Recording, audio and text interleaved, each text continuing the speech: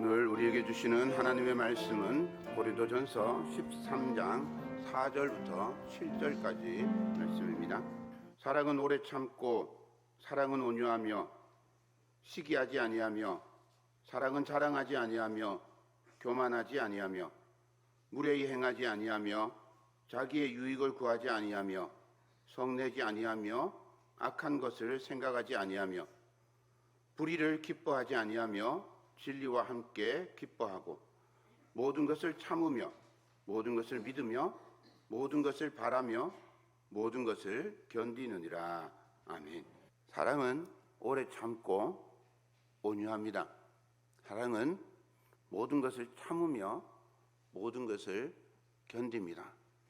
이게 우리가 지난주에 함께 나누었던 말씀입니다. 오늘은 그 가운데에 있는 사랑은 시기하지 않고 자랑하지 않고 교만하지 않고 무례하지 않습니다. 자기의 유익을 구하지 않고 성내지 않고 악한 것을 생각하지 않습니다. 사랑은 불의를 기뻐하지 않고 진리와 함께 기뻐합니다. 이 사랑에 관하여서 하나님의 은혜를 함께 나누고자 합니다. 바울이 소개하는 사랑은 오래 참고 상대방의 편에서 생각하는 거라고 지난주에 말씀드렸습니다. 상대방의 편이 되신 예수님께서 이 땅에 육신을 입고 오셔서 우리를 구원해 주셨습니다. 우리가 모두 구원받을 때 그때까지 하나님께서 오래 참으시는 사랑으로 우리를 기다려 주십니다. 오늘 바울은 사랑이 하지 않는 일, 사랑하면 하지 않는 일에 대해서 소개해 주고 있습니다. 사랑의 반대 속성을 통해서 사랑의 특징을 생각해 보고자 합니다. 먼저 사랑은 자기가 중심이기를 포기합니다. 13장 4절 5절 중간의 말씀을 읽겠습니다. 사랑은 시기하지 아니하며 자랑하지 아니하며 교만하지 아니하며 무례히 행하지 아니하며 자기의 유익을 구하지 아니하며 성내지 아니합니다. 이 모든 속성들을, 이런 특징들을 한 번에 이렇게 연결할 수 있는 그런 말이 뭘까 생각을 해보니까 자기 삶에 누가 중심인가라는 질문과 연결이 됩니다. 여러분의 삶의 주인은 누구입니까? 시기와 자랑과 교만, 무례함과 자기 유익을 구하는 성냄, 이 모든 것들이 내가 내 삶의 주인이기 때문에 일어나는 일들입니다. 내가 주인공인데 나의 자리를 위협하는 것이 생겼습니다. 내가 주인공이 되지 못하게 하는 것들, 혹은 물건들, 상황들, 이런 것들이 있어요. 물건들은 가지고 싶은 욕망이 일어나는 거죠. 이 모든 것들이 내가 중심이 되고자 하는 마음이 있기 때문입니다. 사울 왕을 생각해 보십시오. 이스라엘 왕국의 첫 번째 왕입니다. 왕이 되면 성경이 딱 신명기에서 못을 박아놨어요. 말을 많이 가져도 된다. 왕이 되면 아내를 많이 가지고 남의 집 귀한 자식을 병사로 징집해서 사용할 수도 있다. 이 신명기에서 이야기하는 왕의 권력입니다. 그 외에도 다른 많은 권력들이 있겠죠. 무궁한 권력을 가지고 있습니다. 남의 토지를 차지하기도 하고 세금을 걷어서 자기 배를 불릴 수도 있습니다. 더불어서 하나님께서 이 왕에게 승리도 주십니다. 블레셋 사람들을 물리치게 해주시고 또 오래 살게 하고 하나님의 은혜를 누리며 살도록 해주셨습니다. 사울에게 하나님의 정말 풍성한 은혜가 임했어요. 그런데 사울에게 불만이 생겼습니다. 다 가지고 있는 사울에게 불만이 생겼어요. 생각지도 못한 거인 한 명이 툭 튀어나와가지고 이름이 골리앗입니다. 원래는 사울이 딱 나가가지고 단칼에 탁 물리쳐야 되는데 너무 커. 봐도 너무 큽니다.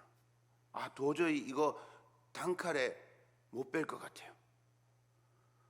칼을 들고 있는데 골리앗이 칼을 딱 빼들었는데 사울의 다리만 합니다.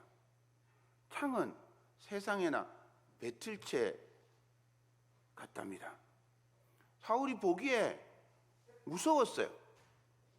무서운데 왕이니까 야 도망가자. 부끄러워서 이 소리도 못해요. 그래서 이러지도 못하고 저러지도 못하는 때에 맹랑한 소년이 한 명 등장합니다. 여호와 하나님을 모욕하는 저 이방인을 제가 물리치겠습니다. 아마 한 17살 정도 되는 사춘기 소년이라고 생각해 보세요. 하룻강아지 범무서운 줄 모르고 그렇게 저 하나님 모욕하는 이방인 내가 물리치겠습니다 하고 나서는 거예요. 사울 왕은 순간 화랑 관창을 보내는 김춘추의 마음이었을 겁니다. 백전노장 계백에게 단기 필마로 4번이나 달려들던 이 관창의 모습을 보면서 신라의 군사들이 전의를 불태웠어요. 우리 저 예쁜, 저 혈기방강한 저 청년이 죽을 걸 뻔히 알면서도 계백에게 도전해가는 저 모습을 보면서 속에서 막 전의가 불타올랐어요. 우리도 관창처럼 싸워야 되겠다. 물러서면 안 돼. 이런 고도의 전략을 김춘추가 가지고 관창을 4번이나 죽을 자리로 내보냈죠. 사울이 그런 마음을 가졌는지는 모르겠습니다. 그런데 사울이 아무런 반대도 없이 다윗을 그렇게 내보냅니다. 그래 다윗, 네가 나가서 무참하게 죽으면 너의 죽음이 도화선이 돼서 우리 이스라엘 민족이 화가 나서 블레셋을 물리칠 수 있을 거야. 임전무퇴. 네가 전쟁에 나가면 물러섬 없이 그렇게 싸워. 그리고는 장렬히 죽어라. 그러면 우리는 승리를 얻을 거야. 뭐 이런 생각을 했지 않을까 혼자 생각해 보았습니다. 그런데 정말 다윗은 갑옷 하나 걸치지 않고 돌멩이 5개, 몽둥이 하나 이렇게 들고 나갔어요. 싸움이 안 되잖아요. 싸움이 안 되는 싸움을 싸우면 속에서 같은 편에 있는 사람들 마음에는 의분이 일어나게 되어 있어요. 그래서 이걸 노리고 아마 내보냈던 게 아닐까 혼자 상상해 봅니다. 그러니까 다윗은 나가서 죽어야 되는 거예요. 그런데 다윗이 세상에 돌멩이 하나 탁 던졌는데 골리앗이 그만 죽어버렸네. 골리앗이 죽어버렸어요. 그러니까 갑자기 의분이 일어나서 싸워야 되는 이스라엘 백성들이 승기를 잡고 그냥 블레셋을 막 공격해가지고 대승을 거두었습니다. 생각해 보세요. 이 이스라엘 병사들이 블레셋을 물리칠 때 다윗이 골리앗 이외에 누구를 죽였을까? 아무도 안 죽였을 거예요. 골리앗 머리 하나 들고 오기도 벅찼을 거란 말이에요.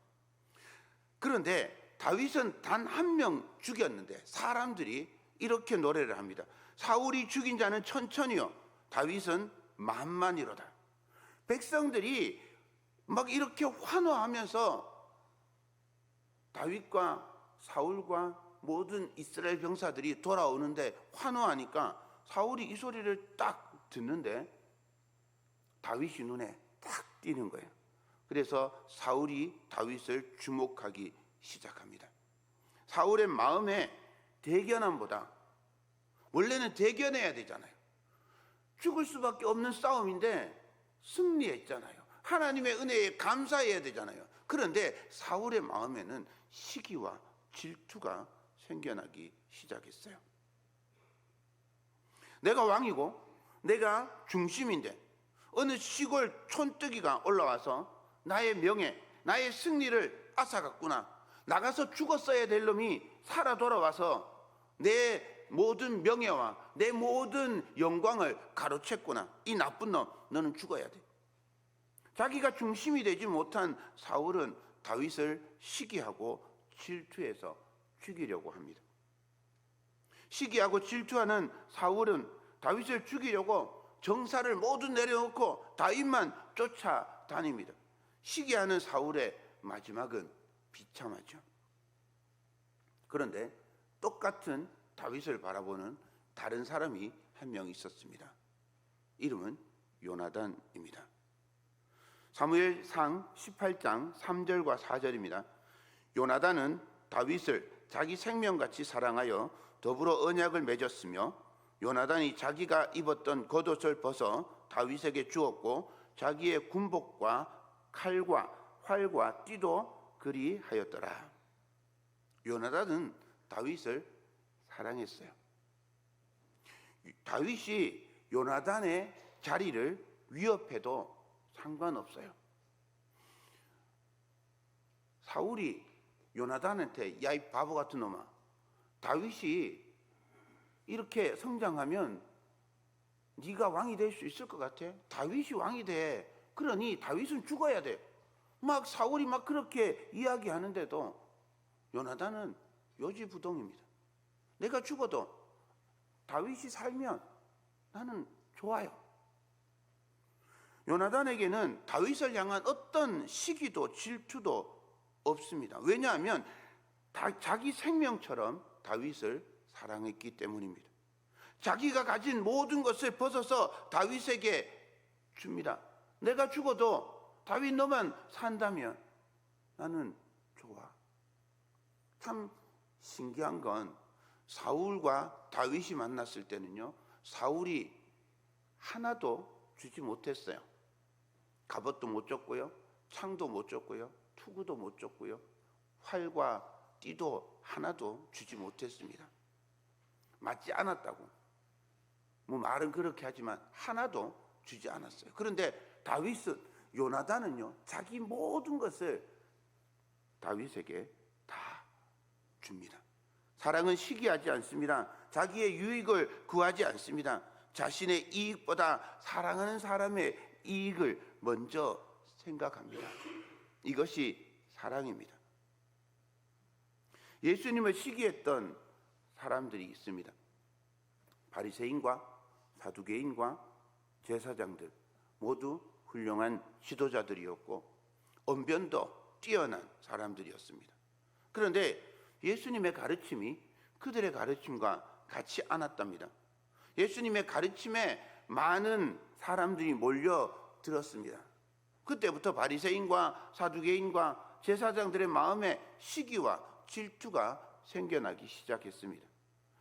자신만이 하나님의 말씀의 유일한 해석자이고 하나님께 예배하고 하나님께 나아갈게 할 수 있는 유일한 통로가 자기 자신이라고 생각했어요.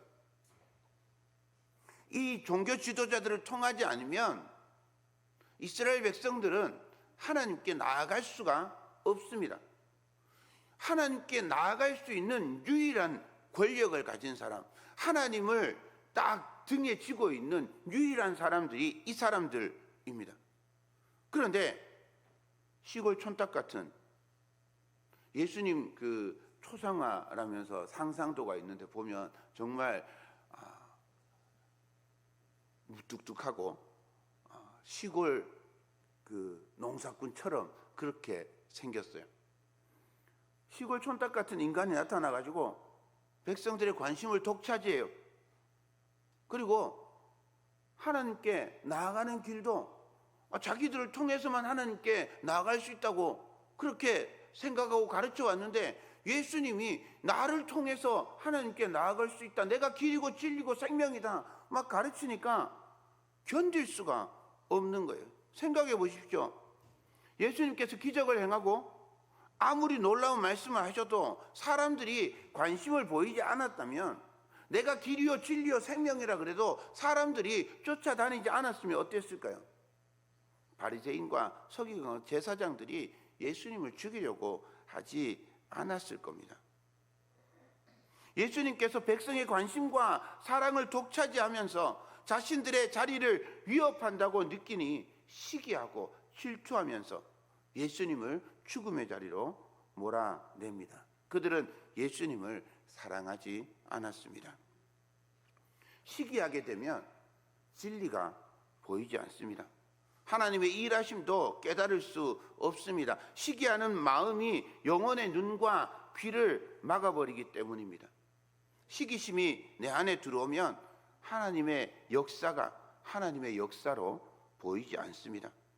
교회에서 아무리 열심히 봉사하고 섬겨도 시기하는 사람에게는 무슨 이익이 생기나, 저렇게 일하는 거 보니까 저렇게 일하면 뭔가 이익이 생기겠지, 그렇게 생각합니다.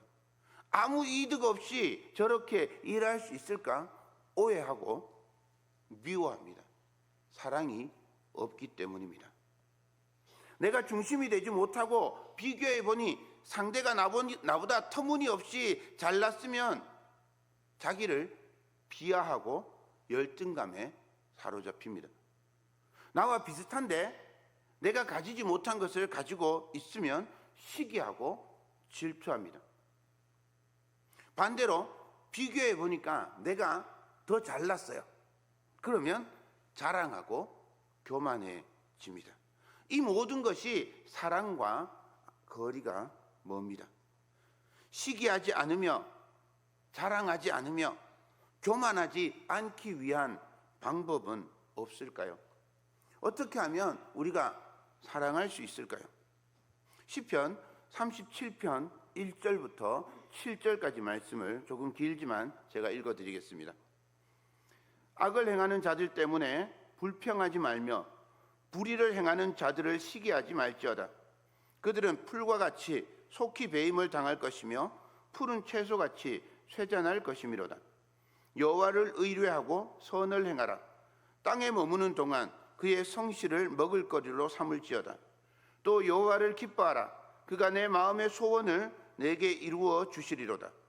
내 길을 여호와께 맡기라. 그를 의지하면 그가 이루시고 내 의를 빛같이 나타내시며 내 공의를 정오의 빛같이 하시리로다. 여호와 앞에 잠잠하고 참고 기다리라.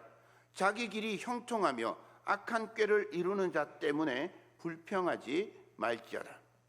하나님께서 악을 행하고 불의를 행하며 잘 되는 사람을 부러워하지 말라고 말씀하십니다.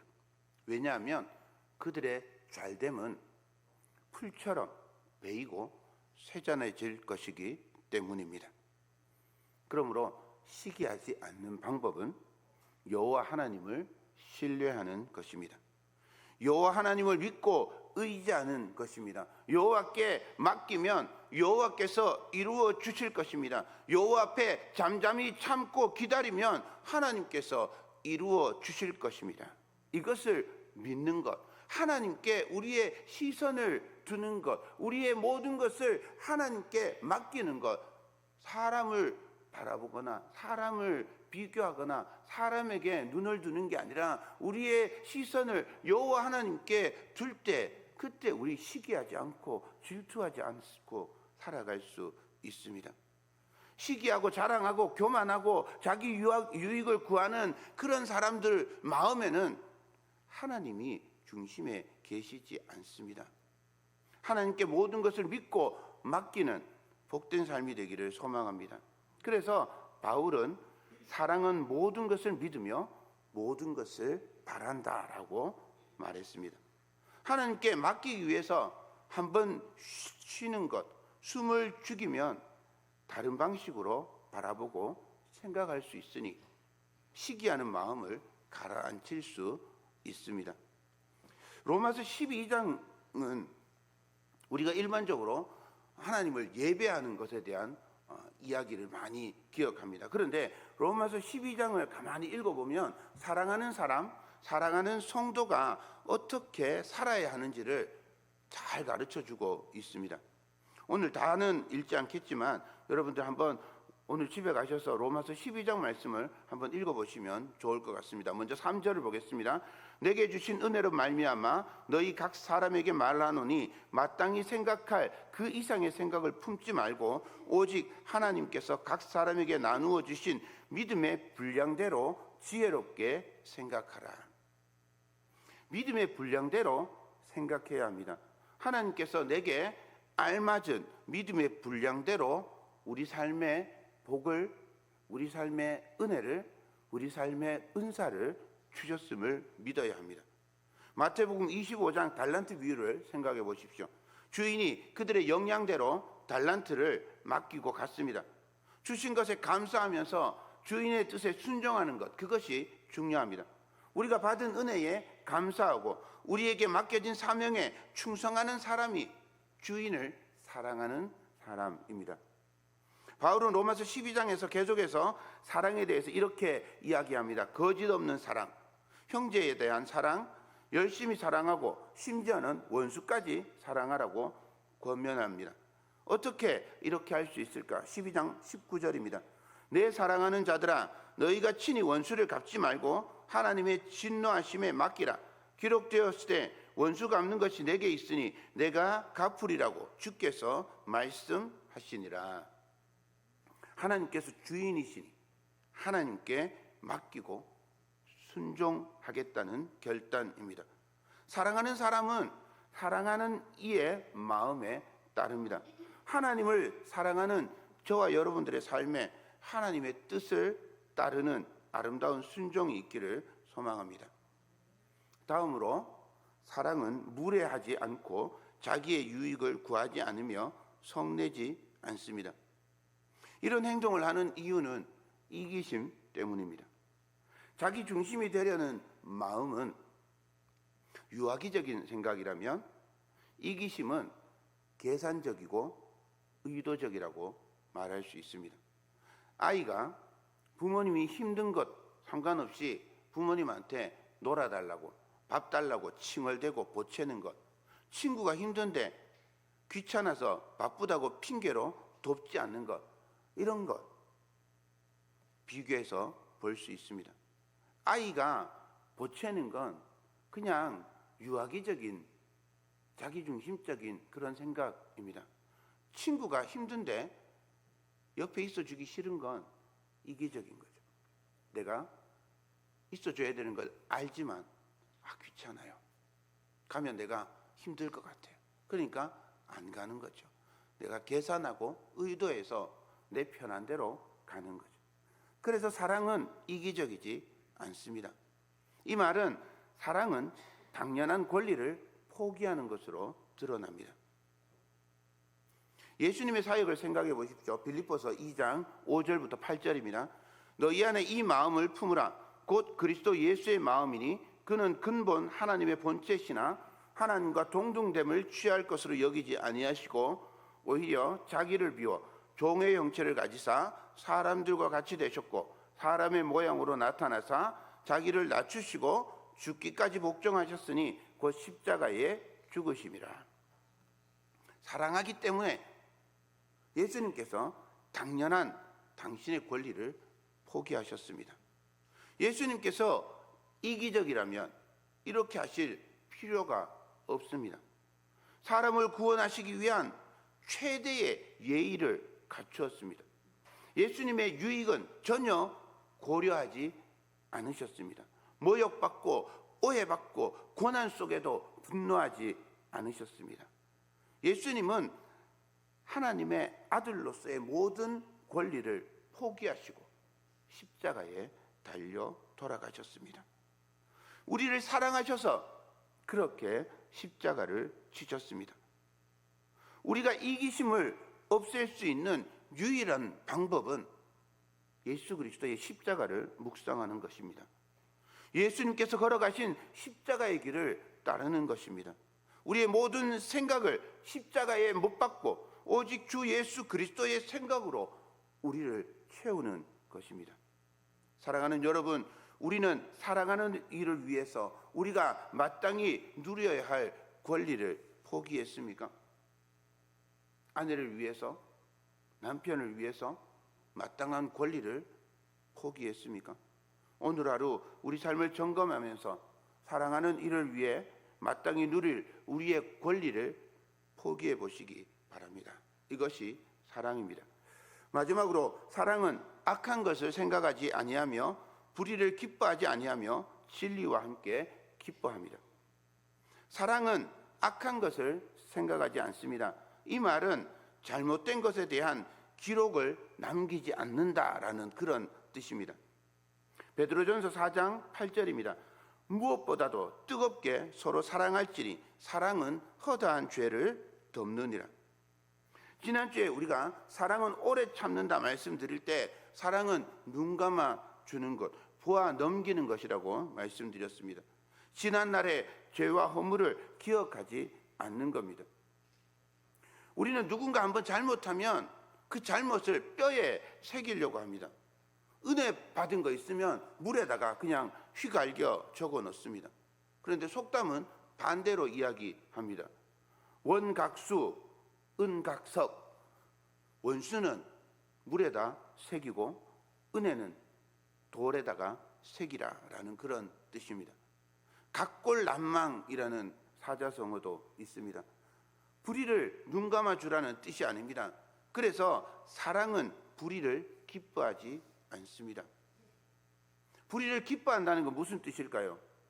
먼저는 다른 사람의 불행을 기뻐하거나 다른 사람이 불의에 당하는 것을 보고 기뻐한다는 뜻입니다. 아이고 꽃이다, 뭐 이렇게 말하는 거죠. 형제가 금식하고 있는데 옆에서 피자 먹고 짜장면 먹고 치킨 시켜서 떠들고 노는 것에 비유할 수 있습니다. 형제가 슬픔을 당하고 어려움을 당하고 있는데 금식하고 있으면 함께 금식하고 기도하지는 못하더라도 자리를 피해서 먹는 정도는 해주어야 합니다. 한편 불의를 기뻐하는 것은 악한 편에 서는 것을 기뻐합니다. 악한 편에 함께하는 것을 뜻합니다. 누가 도둑질하는데 옆에서 방관하는 것을 넘어서 함께하는 것입니다. 그런가 하면 불의를 기뻐하는 것은 죄를 합리화하는 것을 말합니다. 고린도전서 5장을 보면 끔찍한 불륜을 저지르는 교인들의 죄를 덮어줍니다. 아닙니다. 회개하고 돌아온 죄인을 용서하고 품어주는 건 맞지만 회개하지도 않고 그냥 고개 빳빳이 들고 있는, 그러면서 불륜을 저지른 그 사람들을 그냥 용납하고 받아주고 함께하고 있는 건, 그건 사랑하는 게 아닙니다. 사랑은 불의와 함께 기뻐하지 않습니다. 사랑은 오히려 진리와 함께 기뻐한다고 합니다. 진리를 기뻐한다가 아니라 진리와 함께 기뻐한다입니다. 우리가 진리를 소유함으로 기뻐하는 게 아니라 진리와 함께함으로 기뻐합니다. 성경에서 진리는 예수 그리스도 자체를 혹은 예수 그리스도의 가르침을 의미합니다. 진리와 함께 기뻐하는 사랑은 진리 안에서, 그리스도 안에서 기뻐하는 사랑입니다. 사랑은 진리 안에서 기뻐할 때 진짜 사랑입니다. 사랑하는 여러분, 자기 중심적이고 이기적인 사랑을 버리고 사랑으로 채우는 그런 복된 삶이 되기를 소망합니다. 그런 사랑은 우리가 할 수 있는 것이 아니라 오직 진리이신 예수 그리스도와 함께할 때 가능합니다.